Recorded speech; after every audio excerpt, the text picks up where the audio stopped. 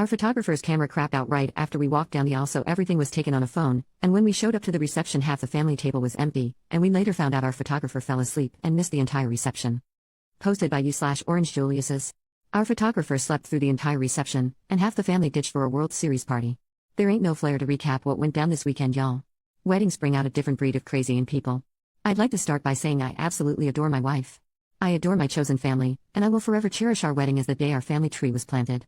I will also say that this is not fake, it's not AI. Yes, all of this really happened. Necessary context: we had a non-religious, family-only, about 10, ceremony at noon in a state park, immediately followed by a reception at a nearby location with the rest of our guests, about 60. It was a 15-minute drive between locations. We'd been engaged for about 14 months and sent out save the dates exactly 1 year in advance. My wife had a major medical emergency that kept her in the hospital all summer. There was absolutely a time we thought we'd have to postpone. All of her doctors had been extremely surprised she would be able to walk long enough to go down the aisle and stand long enough to have her first dance. Interjection: this determination and grit is why I married her. Now onto our wedding day.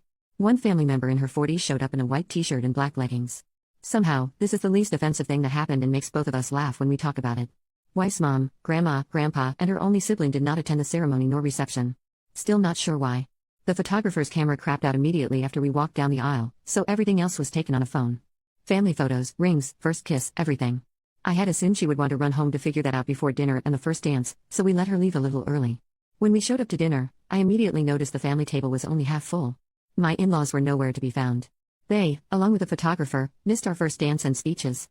Dinner and cake was completely gone, and dishes were on the drying rack by the time they got there. Aunt and uncle strolled in almost 4 hours late, stayed for about 45 minutes, and then left.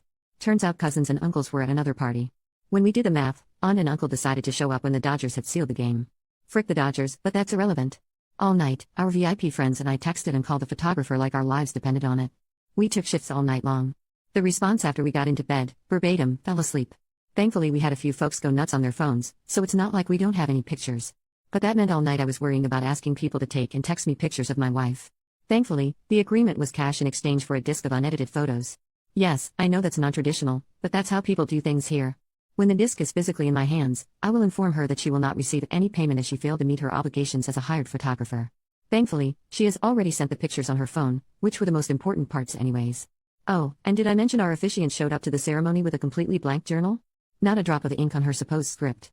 Did not use the proclamation or declaration my wife and I wrote together. None of the readings we provided. She had no idea what was going on and repeatedly asked me what to do and what was supposed to happen next. She delayed and canceled every opportunity we had to rehearse and showed up 10 minutes before we walked down the aisle. Ceremony? Missed the most important ceremonial parts. Photographer? Missed 10 hours of her commitment.